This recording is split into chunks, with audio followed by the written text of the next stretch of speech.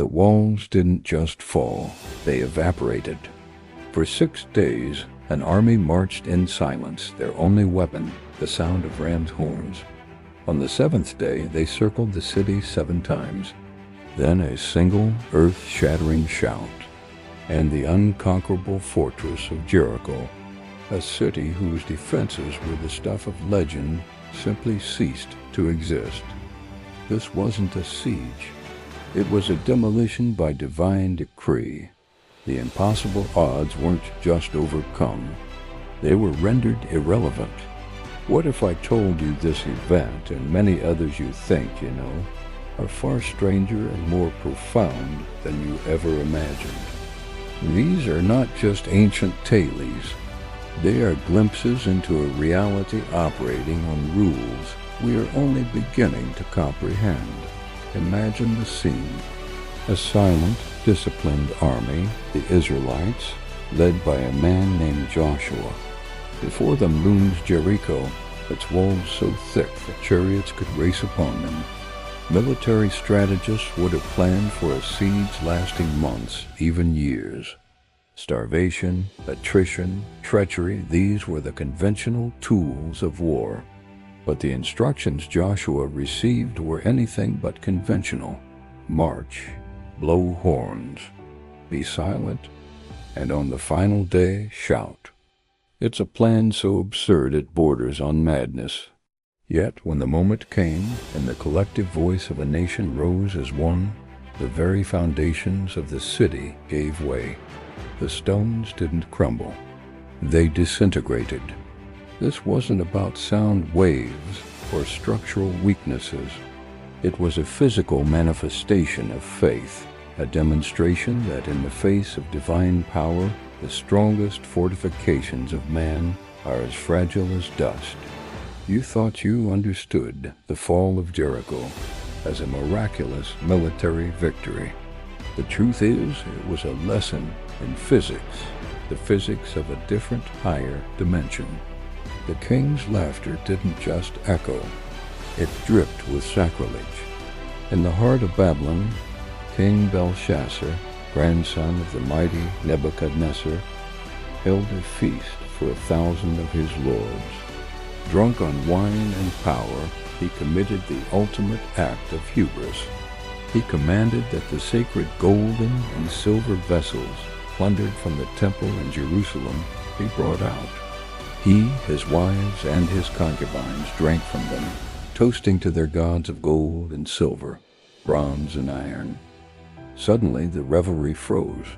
The music died. 1,000 jaws went slack, because there on the palace wall were fingers, the disembodied fingers of a man's hand, writing in the plaster, illuminated by the flickering lamplight. It wasn't a shadow or a trick of the light. It was real, tangible, and terrifyingly silent. The king's face drained of color, his knees knocked together, and a primal fear gripped the most powerful man in the known world. He bellowed for his wise men, his astrologers, his sorcerers. He promised riches, power, the 3rd highest seat in the kingdom, to anyone who could decipher the script. But they couldn't. The message, glowing with an otherworldly light, was a language they did not know, a sentence from a court they did not recognize. Then the Queen Mother remembered a man named Daniel, a captive from Judah, who had served Nebuchadnezzar. He was brought before the terrified king. Daniel didn't need a reward. He needed the king to understand. He looked at the glowing words, Mene, Mene, Tekel, Upharsin. The translation was not a prophecy, it was a verdict. God has numbered the days of your kingdom and brought it to an end. You have been weighed on the scales and found wanting. Your kingdom is divided and given to the Medes and Persians. That very night, as the script faded from the wall, the enemy breached the city. Belshazzar, the blasphemous king, was slain. You thought this was a story about handwriting on the wall. The truth is, it was a cosmic audit, a final invoice delivered in person when a man's spiritual debt came due. The bones weren't just scattered. They were a sea of white, bleached by the sun, utterly and hopelessly dead. The prophet Ezekiel stood in the center of a vast, open valley. It was a graveyard without graves, a silent testament to a nation's utter destruction. The bones were not just dry. They were, in his own words, very dry. Every shred of life, every hint of moisture, had been baked out of them for an age. This wasn't just death. It was the end of all possibility, the final, full stop on hope. Then a voice, a question that defied all logic. Son of man, can these bones live? To any rational mind, the answer was a resounding no.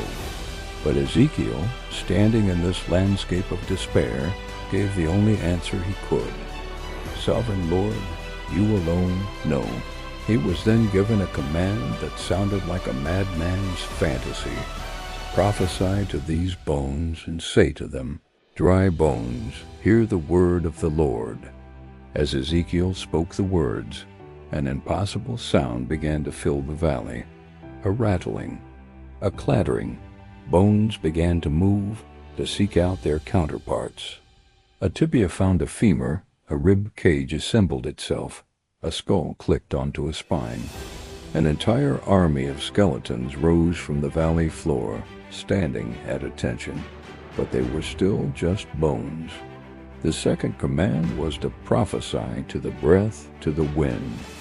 As he spoke, sinews and flesh appeared, wrapping around the bone structures. Skin covered them. And finally, breath entered them, and they stood on their feet, a vast army, alive. You thought this was a metaphor for national revival. The reality is far more terrifying and beautiful. It was a live demonstration of creation in reverse and then forward again, a glimpse into the source code of life itself, showing that what God has made, he can unmake and remake at will.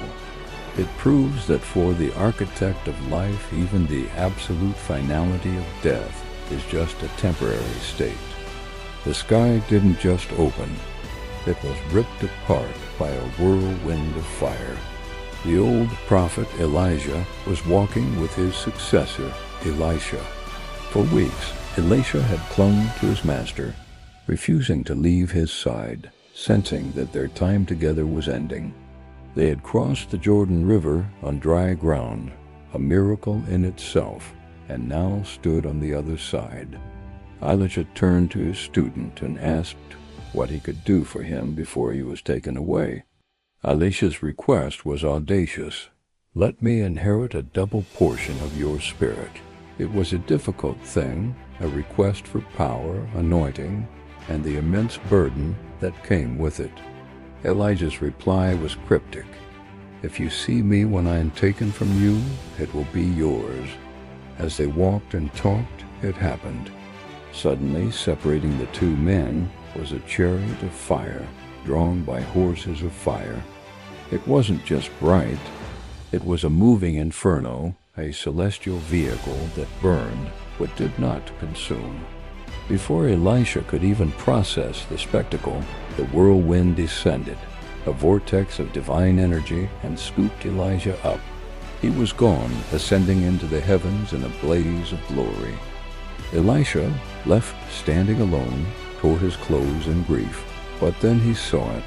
Elijah's mantle, his cloak, had fallen to the ground.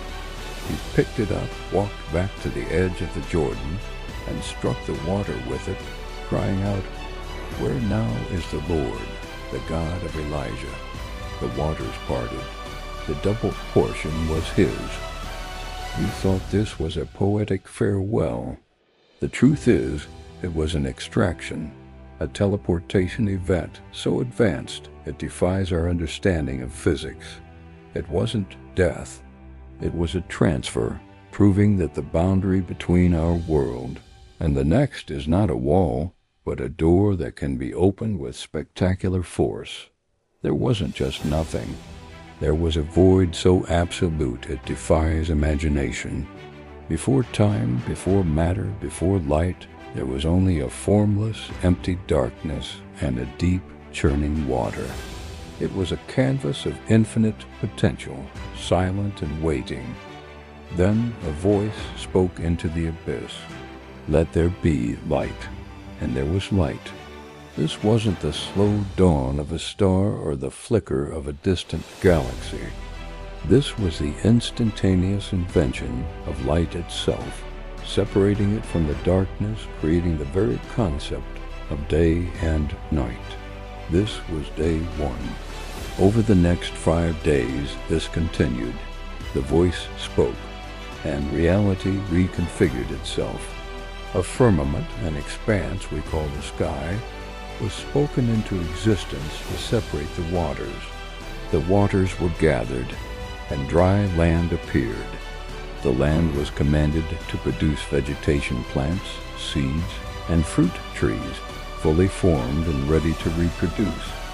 The voice then placed lights in the sky, a greater light to govern the day, a lesser light for the night and the stars.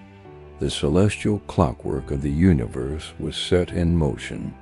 The waters were commanded to teem with living creatures, and the sky to be filled with birds. Finally, the land was filled with living creatures, livestock, wild animals, and all things that crawl.